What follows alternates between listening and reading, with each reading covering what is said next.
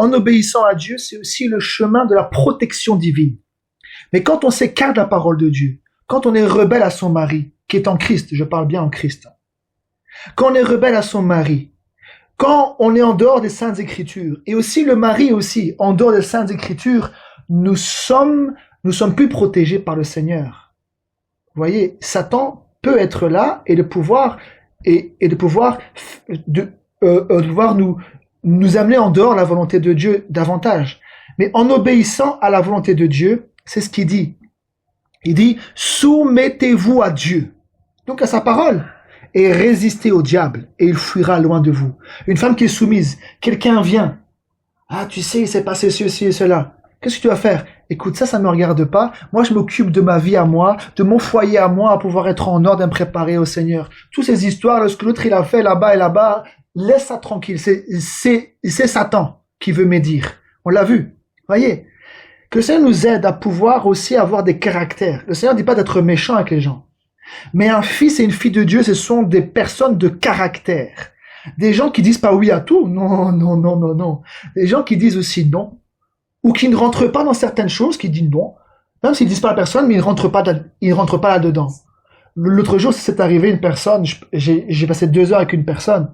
Et je dis, la prochaine fois que tu parles avec moi, je ne veux plus que tu me parles de cette personne là-bas en mal. Je veux plus que tu me dises tout cela sur cette personne-là parce que ça ne sert à rien. Regarde à ta vie à toi, mets ta vie en ordre et puis le reste, laisse tomber. Vous voyez, parce que ça m'a, pendant 2 heures, et puis, bon, je me suis un peu énervé à la fin, j'aurais pas dû, que le Seigneur me pardonne, mais j'ai quand même dit à la personne, je veux plus entendre parler de ces choses-là. Ça n'édifie pas, ça ne me regarde pas ce que les autres ont fait ceci ou cela. Vous voyez, pendant le temps qu'on passe son temps à médire les autres, on regarde même plus à sa propre vie. Ce n'est pas la volonté de Dieu. Que le Seigneur nous aide. Bon. Dans Deutéronome, c'était clair, il dit que l'homme ne porte pas d'habillement de femme et la femme ne portera pas un habillement d'homme. Donc qu'est-ce que le Seigneur a voulu dire par là? Il a voulu dire que ce qu'il a en abomination, c'est le travestissement. C'est pas dit clairement, mais quelqu'un qui porte un habit de femme, qui a un homme qui porte un habit de femme et une femme un habillement d'homme, c'est quelqu'un qui est travesti devant le Seigneur. Et ça, pour le Seigneur, ça peut pas marcher. Vous voyez, déjà pour la longue chevelure.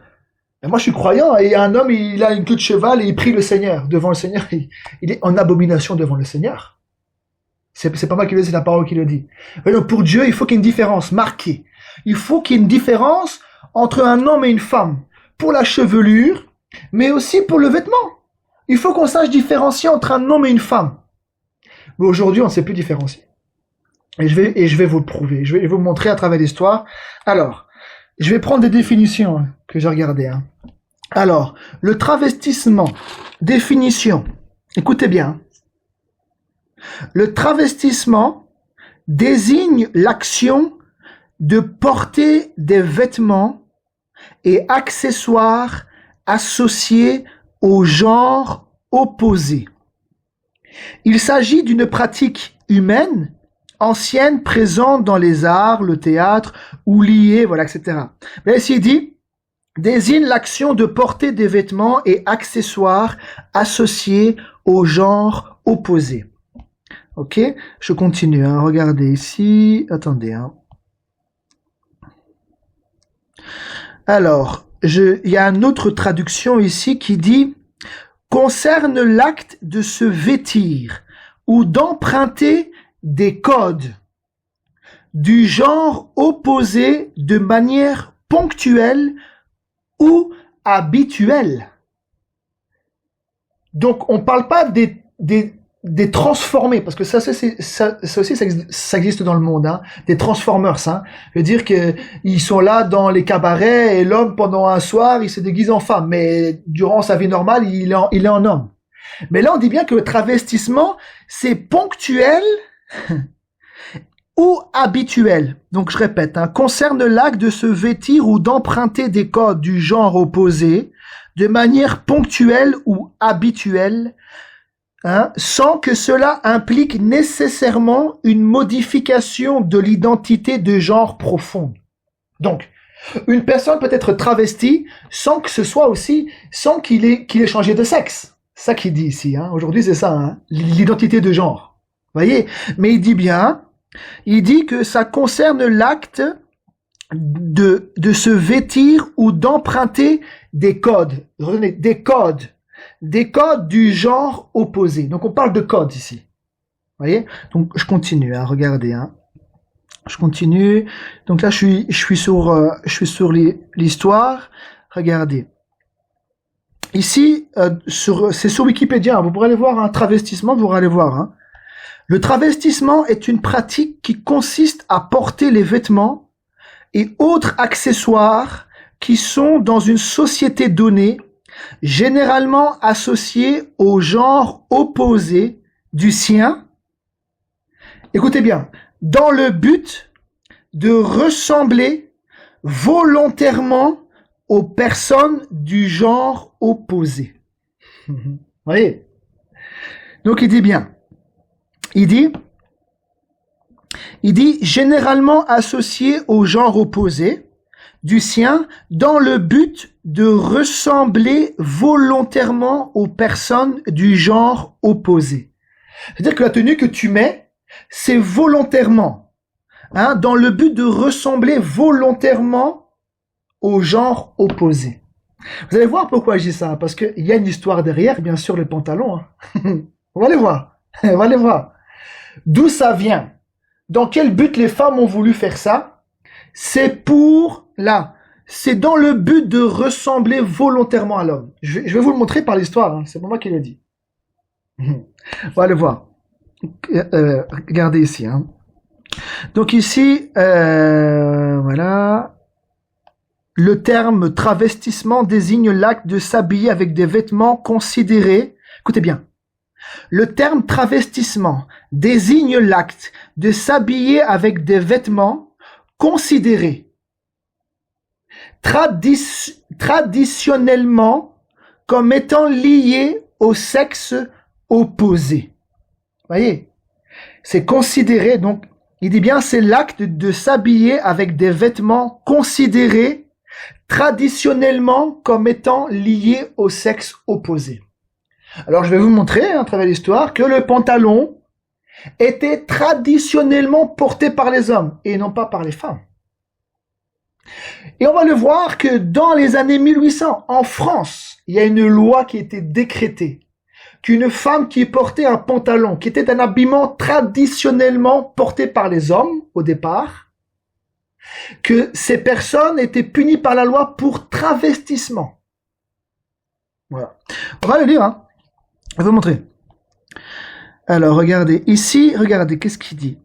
Au 19e siècle, les femmes qui se travestissent ont des motivations souvent multiples. L'un des aspects récurrents est que se vêtir et se faire passer pour un homme par divers moyens pouvait accorder le privilège qui vont avec cette apparence. On va le voir. Donc là, le but, c'est qu'une femme là-bas, quand elle portait un habillement d'homme, c'est parce qu'elle voulait avoir aussi les privilèges que l'homme avait, de pouvoir être en politique, de pouvoir être à l'économie, de pouvoir faire ceci et cela. Hein? Ou les costumes, parce qu'il y avait aussi des costumes. Et on va le voir que même dans la mode, il y a un homme ou une femme, et je crois que c'est Yves Saint Laurent qui a inventé le costume pour femme. Parce qu'avant, ces costumes, c'est que pour hommes. Et c'est costume pour femmes. Mais allez voir, vous allez voir là-bas. Ce n'est pas un jugement que je veux donner sur les personnes. Mais quand même, les personnes qui ont été inspirées. Chacun est inspiré, hein, vous savez. Hein. Chacun est inspiré soit de Dieu, soit du diable. Quand on est inspiré. Oh, je suis inspiré à avoir un dessin.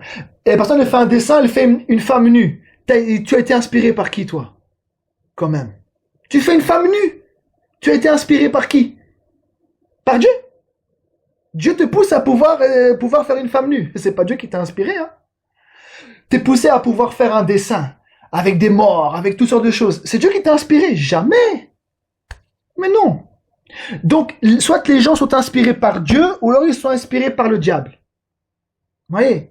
Maintenant, les gens, allez voir Yves Saint Laurent, je ne vais pas juger sa vie, moi je ne sais pas si c'est encore vivant, allez voir qui il est, son identité de genre. Est-ce qu'il aime les hommes ou est-ce qu'il aime les femmes? Et ceci et cela. Allez voir les gens. Et qui ils sont, comment ils peuvent être inspirés. soit de Dieu ou soit du diable. Voyez? Donc on va le voir que l'inspiration là, que les femmes portent les pantalons, ce n'est pas inspiré par Dieu. Ça, je peux vous le dire, ce n'est pas inspiré par Dieu du tout. C'est même une rébellion. C'est même pourquoi aujourd'hui on le voit, la rébellion de la femme envers l'homme. Quelle est la femme qui veut... Mais aujourd'hui quand même, c'est plus le patriarcat. Mais le premier patriarcat, entre guillemets, parce que ça c'est un système qui a existé social, économique, juridique, mais entre guillemets le premier patriarcat où l'homme décide de tout, c'est le Seigneur qui l'a voulu ainsi. Voyez? Mais là aujourd'hui la femme, comme il y a eu l'égalité des sexes, c'est en rapport avec le pantalon, monsieur, madame, c'est en rapport avec le pantalon. Et je dis ça parce que j'enregistre, hein. C'est pour ça que tout le monde va écouter, qu'on ouvre bien les oreilles. Aujourd'hui, la femme aujourd'hui, elle affronte même l'homme. Plus aucun respect, elle affronte même l'homme. Moi aussi, je suis ton égal. Je vais vous le montrer, hein, que Dieu nous aide à comprendre. Le pantalon n'est pas inspiré par Dieu. Ça, je peux vous le dire. C'est inspiré par le diable. Et aujourd'hui, toutes les femmes qui le portent, elles veulent être l'égale de l'homme. Mais en Christ, il faut qu'il y ait une différence. Et la différence, il faut qu'elle soit marquée par un habillement de femme, pas un habillement d'homme. Ah, je sais, ça fait mal, hein, mais c'est la volonté de Dieu. Et ça, j'en suis sûr et certain, parce que d'autres avant moi ont été inspirés par Dieu de taper là-dessus. Et je sais qu'aujourd'hui, c'est Dieu aussi qui me conduit à pouvoir dire ces choses-là. Ça, j'en suis sûr et certain. Alors, après, chacun prend disposition. Après, combien de pantalons, pas de pantalons, c'est pas ça qui fait une femme chrétienne. Mais si on est fille de Dieu, qu'on aime Dieu, on va vouloir faire la volonté de Dieu. Ça, c'est sûr et certain. Amen. Donc ici, regardez, je continue, hein, c'est dans Wikipédia. Hein. Si vous voulez, je pourrais vous envoyer toutes les sources, vous pouvez vous-même vérifier, mais je vous lis. Donc il dit, attendez, hein, je vais ici aller là. Alors, ça c'est bon. Alors, attendez, hein, parce que j'ai fait des captures d'écran. Alors ici, c'est une pratique, voilà, ça c'est bon. Hop, un instant. Alors, ici. Voilà. Alors, ici, sur Internet même, sur Wikipédia, j'ai deux synthèses pour deux vêtements différents. D'abord le pantalon et puis la mini-jupe. Alors, le pantalon, l'objectif politique, c'est de s'approprier les privilèges des hommes. Pourquoi les femmes ont porté le pantalon? C'est pour s'approprier les privilèges des hommes. Maintenant, le message social, ça veut dire « Je suis votre égal dans l'espace public et professionnel ». Donc là, on est d'accord, c'est dans le monde, hein? Oui, dans le monde, chacun fait ce qu'il veut, les femmes font ce qu'ils veulent. Le message social, ça veut dire « Je suis aussi ton égal, toi, homme. » Devant moi une femme, toi homme, je suis ton égal. je suis votre égal dans l'espace public et professionnel. Maintenant, la mini-jupe, l'objectif politique, c'est réappropriation du corps féminin. Donc une femme mariée, ou même une femme normale, mais je prends une femme mariée, elle a une mini-jupe. Mini-jupe, on comprend tout, ça veut dire soit à ras ou alors à mi-jambe. Ça veut dire au-dessus du genou. Au-dessus du genou, c'est une mini-jupe. Hein? C'est pas une jupe, c'est une mini. Ça veut dire que tu prends la jupe, tu la coupes à la moitié. Un peu plus. Mini. Hein? Mini-jupe. Réappropriation du corps féminin. Le message social, mon corps m'appartient, je refuse la pudeur patriarcale. Vous voyez? Donc là, ici, c'est clair. C'est qu'une femme mariée, depuis mai 68, qu'il y a eu l'émancipation de la femme, ça veut dire que même étant mariée, elle fait ce qu'elle veut avec son corps. Ok, c'est vrai. Ça, c'est en dehors. Et tous ceux qui vont écouter et qui est en dehors de tout cela, vous faites ce que vous voulez. Mais pour Christ, pour l'Église, une femme doit s'habiller comme une sainte d'après la parole de Dieu et aussi pour son mari. Parce que la Bible dit que le corps de la femme appartient. Hein? Il dit que la femme n'a pas autorité sur son propre corps, c'est son mari. Et son mari n'a pas autorité sur son propre corps, c'est sa femme. Ça veut dire que, non, le mari ne veut pas que sa femme sorte n'importe comment, en mini-jupe. Et tout le monde va la convoiter.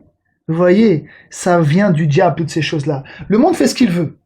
Mais dans l'église du Dieu vivant, pour les fils et les filles de Dieu, il faut que l'homme et la femme reviennent à la parole de Dieu. Sinon, alors il y a un problème. Vous voyez? Bon, je continue. Je vais essayer de voir ici. Alors. Bon, j'ai aussi ici le mode des cheveux courts. Il dit, la mode des cheveux courts chez les femmes en France est imposée à travers deux grandes vagues historiques distinctes. À chaque fois, ce choix capillaire n'était pas seulement esthétique. Il s'agit d'un acte politique fort, d'une rupture avec les normes patriarcales et d'une quête de liberté. Je dis pas que le système patriarcal était bien, mais c'était l'homme quand même qui était chef de la femme.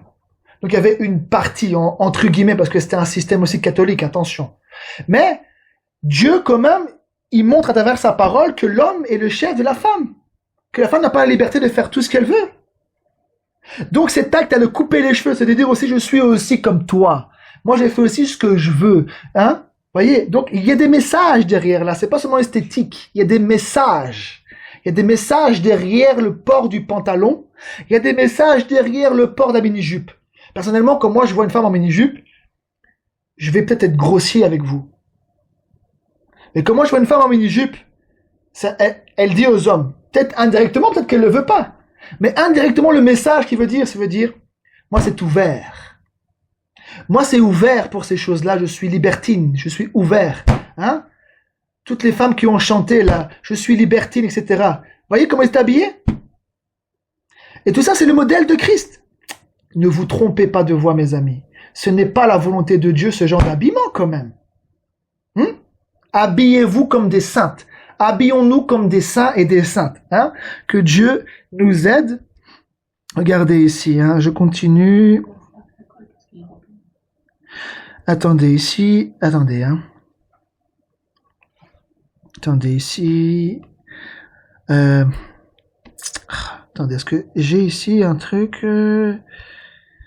avec les... Attendez. Ah, voilà. Donc là, ici, il dit, en France, le port du pantalon pour les femmes a été restreint par une loi pendant plus de 2 siècles, donc 200 ans. L'ordonnance de 1800. Le 7 novembre 1800, le préfet de police de Paris signe une ordonnance interdisant le travestissement des femmes. Pour porter un pantalon en public, une femme devait obtenir une autorisation de la préfecture de police, délivrée uniquement pour des raisons de santé ou professionnelles. Ça, c'est le monde. Ça, c'est eux qui ont décidé ça. Mais pour Dieu, il faut habiller une femme de la manière dont lui veut. Il dit les exceptions, donc là, c'est bon. Donc, vous voyez. Donc là, il y avait une ordonnance en 1800 qui disait que, donc, il signe une ordonnance interdisant le travestissement des femmes. Pourquoi? Parce qu'à cette époque-là, l'homme portait traditionnellement le pantalon. Et on l'a vu tout à l'heure que même dans la définition de travestissement, c'est le fait de porter, hein, dans le but de pouvoir ressembler à l'homme ou de porter un vêtement, hein, qui a un code ou qui est porté traditionnellement par le sexe opposé. Donc à cette époque-là, en 1800, à Paris, une femme en pantalon, elle était considérée comme travestie. Alors aujourd'hui, si traditionnellement, donc à la base, c'était un habillement d'homme, pour Dieu aujourd'hui, une femme qui porte un pantalon, travestie ou pas travestie? Travestie. Si moi aujourd'hui, je porte une jupe, qui normalement, c'est un vêtement traditionnellement pour une femme, une jupe ou une robe, n'est-ce pas? Si moi aujourd'hui je porte ça, on va me dire quoi?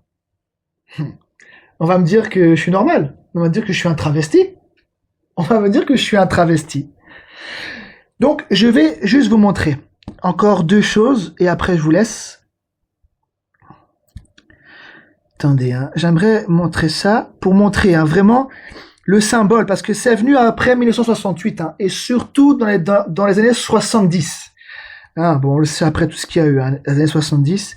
Mais j'aimerais vous montrer ça vraiment, où il dit clairement que le pantalon, c'est un symbole de l'égalité des sexes. Et la mini-jupe, c'est un symbole de la liberté sexuelle. Ouais. Donc, si moi aujourd'hui je porte un symbole, le pantalon c'est un symbole. Oui, c'est un symbole. Si je porte ce symbole-là, ça signifie quoi? Ça signifie que devant Dieu, je montre que je suis l'égal de l'homme. Mais si je suis une fille de Dieu, est-ce que je peux être l'égal de l'homme? Non. Non, je suis pas l'égal de l'homme. Parce que je suis, pour Dieu, je suis une femme. Et je peux pas être l'égal de l'homme. L'homme, c'est l'homme et la femme, c'est la femme. Vous voyez? Bon, je vais essayer de trouver ça vite fait. Après, je vous laisse parce qu'il est déjà tard. Attendez, hein. Je tape ici. Parce que je l'avais, mais je trouve plus dans mes photos. Symbole. Attendez, hein. Donc, si vous portez une mini-jupe, vous avez le symbole de la liberté sexuelle. Donc, ce qui est sûr, c'est que beaucoup d'hommes vont vous regarder. Ça, c'est sûr et certain. Mais est-ce que c'est ça que Dieu veut? Une femme qui s'habille avec pudeur, c'est une femme qui cache même ses formes. Elle fait en sorte que ses formes ne soient pas vues. Donc, même s'il y a une jupe, ou une jupe longue, ou alors une robe longue, elle va faire en sorte que ces formes ne ressortent pas pour que ce soit vu par l'homme. Alors imaginez le pantalon. Là, c'est pire que tout. Quand on met le pantalon, on voit encore plus les formes. Oui, mais il y a des pantalons pattes d'éléphant. Oui, c'est très très bien, il y a des pantalons pattes d'éléphant. Mais quand on regarde derrière, on voit quand même les formes. Est-ce que c'est ça la pudeur? Que les femmes se revêtent de vêtements avec pudeur. Donc pour Dieu, je vous le dis, le pantalon, ce n'est pas de la pudeur pour Dieu. Il faut qu'une femme cache ses formes. Pas dire de mettre un voile comme là-bas dans l'islam avec une voile authentique, on voit un peu le visage. Non. Mais une jupe, une robe, où on voit pas les formes, parce qu'il y a aussi des sœurs, entre guillemets, hein, ou qui ne voient pas encore, qui sont peut-être sœurs, mais qui ne voient pas encore, mais qui vont dans les églises et ils sont ensaucissonnés. Ils ont des jupes caoutchouc et des jupes latex. En matière latex. Et on voit toute la forme. Mais non, je suis en jupe. Ouais, t'es en jupe, mais tu n'es pas pudu. Tu n'es pas dans la pudeur. Bon, on voit toutes tes formes. Vous voyez, donc c'est pas question non plus. Oui, c'est habillement, mais c'est le fait d'avoir de la pudeur. Et le pantalon devant le Seigneur, ce n'est pas de la pudeur pour une femme, non. Mais une femme doit avoir un habillement de femme, robe ou jupe, hein, mais de façon pudeur. Mais si on met une mini-jupe, c'est pas la pudeur, les hommes vont te regarder. Et en te regardant, en te convoitant, alors que tu n'as pas caché, qu'est-ce que le Seigneur va te dire? Il va te dire que tu es adultère avec lui, et il va te le reprocher. Vous voyez? Donc, derrière aussi, il faut pas qu'on voit les formes, que ce soit une robe ou une jupe, il faut pas qu'on voit toutes les formes et que les hommes regardent comme ça. Oh, on voit les formes. Mais non, c'est pas correct non plus, ça. Et même le haut aussi. La poitrine, on peut pas commencer à voir la poitrine des femmes. Parce que ça attire le regard des hommes. C'est ça que le Seigneur veut montrer à travers l'habillement aussi, s'habiller de façon pudique. Vous voyez, donc pour Dieu, aujourd'hui, la volonté pour une femme, ce n'est pas de porter le pantalon, au contraire. Non, ce n'est pas de la pudeur devant le Seigneur. D'avoir une robe, une jupe, même le haut. De pas montrer la poitrine, de pas qu'on puisse voir en plus même les fentes et que l'homme soit comme ça en train de regarder parce qu'il est scotché devant une poitrine, quand même. Que le Seigneur nous aide à comprendre la parole. Vous êtes le temple du Saint-Esprit. Et si vous n'obéissez pas à ça, vous n'êtes pas le temple du Saint-Esprit, vous êtes un temple de prostituées. Parce qu'en montrant votre corps, vous vous prostituez. En montrant votre corps, vous poussez à la convoitise. Est-ce que vous comprenez? C'est ça que le Seigneur veut montrer à travers toutes ces choses-là. Le travestissement. Hein, que l'homme porte un habillement d'homme en disant, moi je suis aussi ton égal, moi aussi je suis homme. Et puis on le voit aujourd'hui. Il y a beaucoup de femmes aujourd'hui, c'est elles qui donnent même des ordres à leur mari. Ce sont des bébés. Ils sont là comme ça, ils écoutent, ils disent voilà. Voilà. Et quand ils crient un coup, ils hurlent un coup, et ceux qui disent, et ceux qui portent les pantalons. Ceux qui portent la culotte à la maison. C'est même eux qui ramènent presque l'argent à la maison. C'est du désordre, ça, quand même. Et puis, on n'a pas tout vu, peut-être qu'on pourra voir. Même il parle des veuves, qu'elles donnent de bonnes instructions aux jeunes femmes. Qu'elles apprennent aux jeunes femmes à aimer leur mari, à pouvoir s'occuper aux tâches domestiques, à s'occuper du foyer. Mais là, mai 68, c'est aussi le symbole que la femme sorte du foyer, qu'elle s'occupe plus du foyer.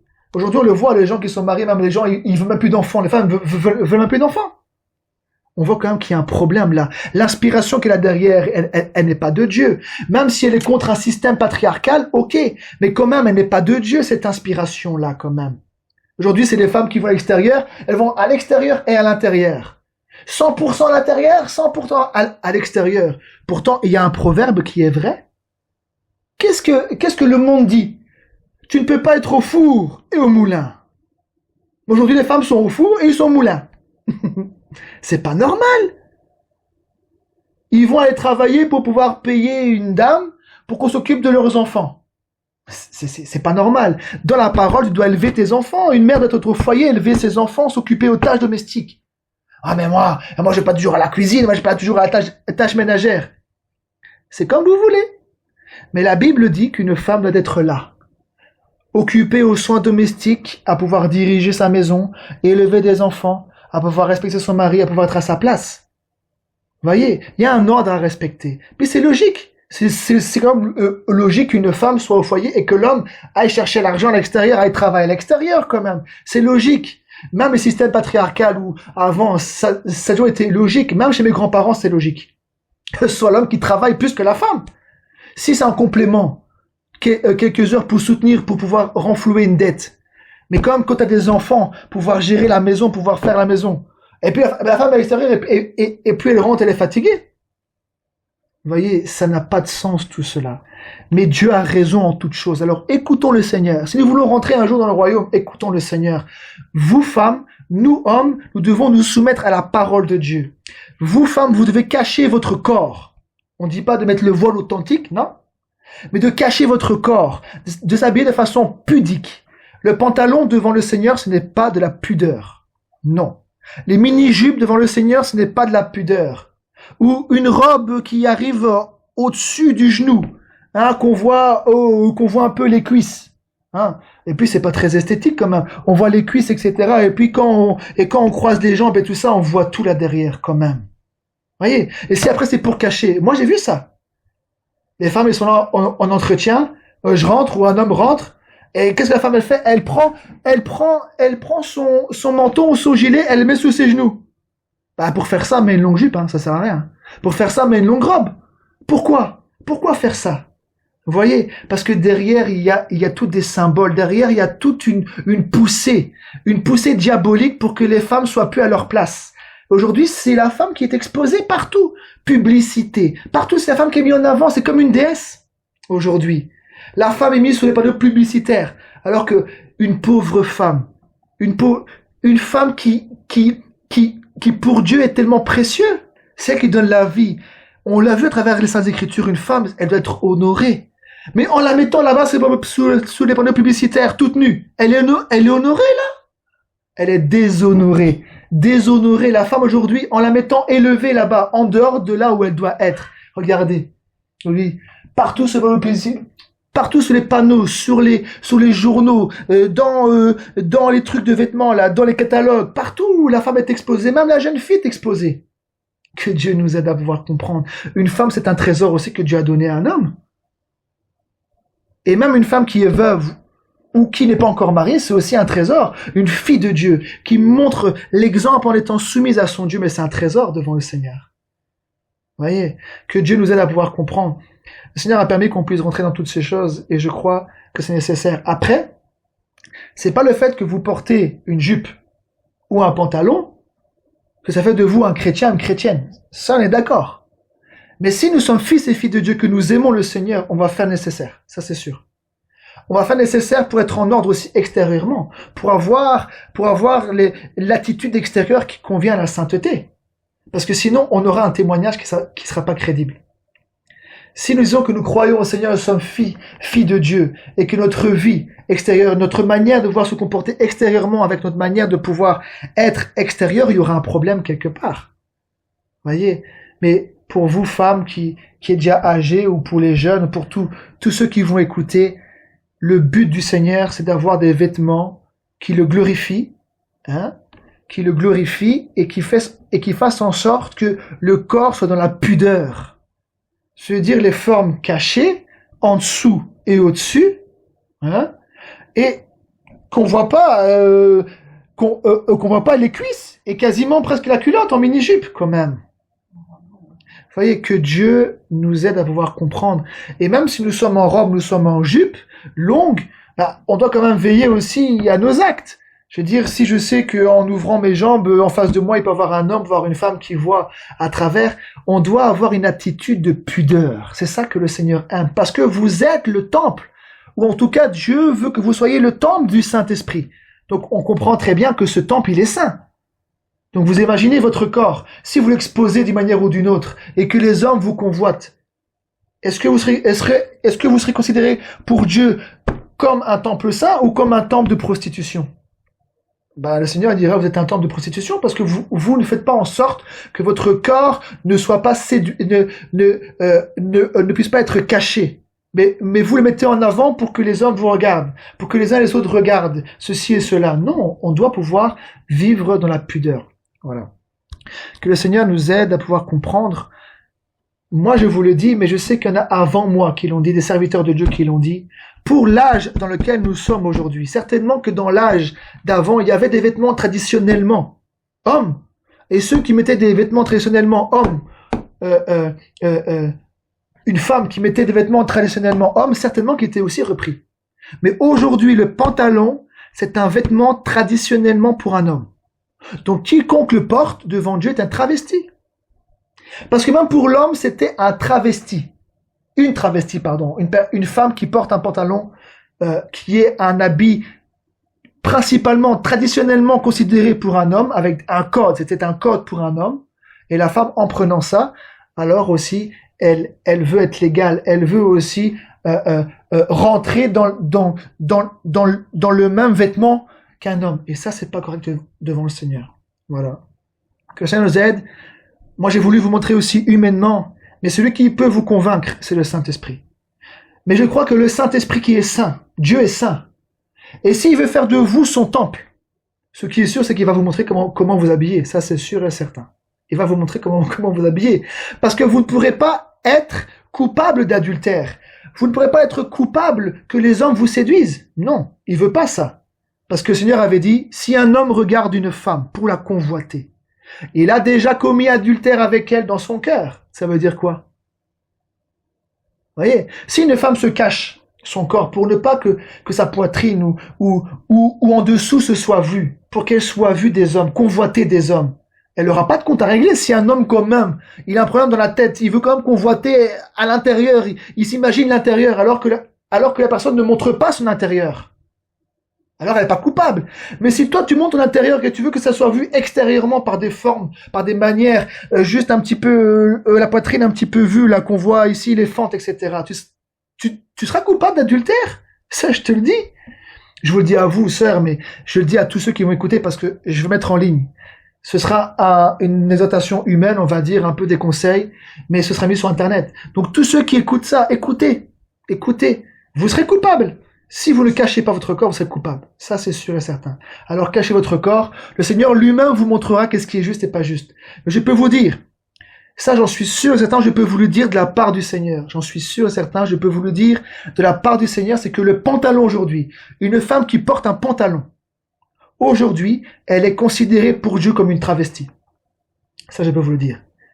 Oui. Parce qu'elle joue le rôle comme un homme. Elle va dehors comme un homme. C'est un symbole. Voir le travail comme un homme, faire comme un homme. Mais l'égalité des sexes. Mais moi aussi, je suis égal à toi. Mais dans la Bible, il est écrit que la femme, c'est un sexe plus faible. C'est un sexe féminin et masculin. Et pour Dieu, il y a une différence. Et chacun est à sa place. Alors, si nous voulons rentrer, si nous voulons plaire à Dieu, que chacun soit à sa place. Jeune femme mariée, jeune femme célibataire, veuve, un jeune homme ou qui que ce soit, qui croyons à la parole de Dieu, soumettons-nous à la parole de Dieu, parce que sinon, nous serons pris par Satan. Ça, c'est sûr. Soumettons-nous à Dieu, à la parole de Dieu, et nous serons protégés, nous serons bénis par Dieu, et nous serons un bon exemple pour les jeunes filles aujourd'hui. pour les jeunes femmes ou ceux qui ne voient pas encore toutes ces choses-là. Nous serons un modèle. Vous serez un modèle pour eux. Certainement que Sarah, elle n'était pas travestie. Certainement que Sarah, elle ne s'habillait pas salement et que tous ceux qui venaient là-bas voir Abraham, tous ceux qui rencontraient, elle attirait au regard. Par contre, c'était une belle femme. Donc, il y a des rois qui ont voulu Sarah. Mais Sarah ne provoquait pas les hommes quand même. Que Dieu nous aide dans tout cela, que le Seigneur nous bénisse. Je crois que le Seigneur a été clair aujourd'hui, déjà par sa parole, mais je peux vous le dire de la part du Seigneur, j'en suis sûr et certain, qu'une femme qui porte le pantalon aujourd'hui, elle est considérée comme travestie. Vous voyez? Mais une fille de Dieu qui écoute la parole de Dieu, elle va se soumettre à la parole de Dieu, elle va vouloir changer d'habillement. C'est sûr. Elle va vouloir plaire à son Seigneur, et aussi de ne pas vouloir être un objet de convoitise, que les gens la regardent. Parce que jeune ou vieux, hein, vous savez, même si on a de l'âge, il faut pas croire, hein, il y a aussi des vieux qui regardent. Mais bien sûr, il y a aussi des vieux qui regardent aussi. Hein. Donc que le Seigneur nous aide dans toutes ces choses-là, que le Seigneur nous bénisse. Amen.